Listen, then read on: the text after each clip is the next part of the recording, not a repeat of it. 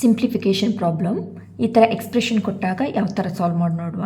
ನಮಗೆ BODMAS ರೂಲಲ್ಲಿ B ಅಂದರೆ bracket, ಓ ಅಂದರೆ ಆರ್ಡರ್, ಡಿ ಅಂದರೆ ಡಿವಿಷನ್, ಎಮ್ ಅಂದರೆ ಮಲ್ಟಿಪ್ಲಿಕೇಶನ್, ಎ ಅಂದರೆ ಎಡಿಷನ್, ಎಸ್ ಅಂದರೆ ಸಬ್ಟ್ರಾಕ್ಷನ್ ಅಂತ ಇದೆ.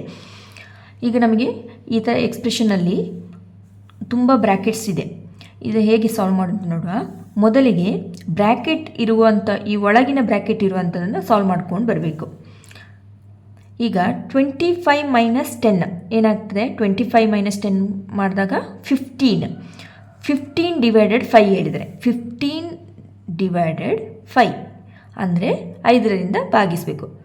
5 3 15.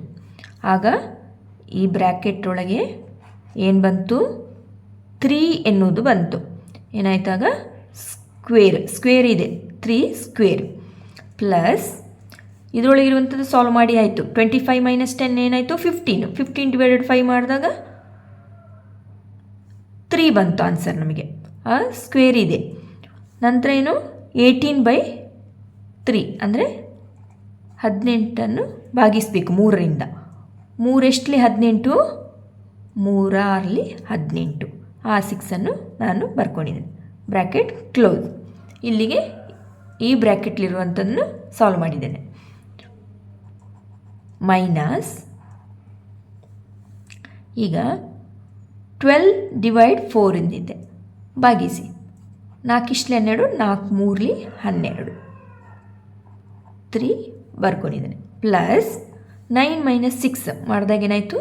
3. ಈಗ 3 ಸ್ಕ್ವೇರ್ ಎಷ್ಟು? 9 ಪ್ಲಸ್ 6. 3 ಪ್ಲಸ್ 3 ಎಷ್ಟಾಯಿತು? 6.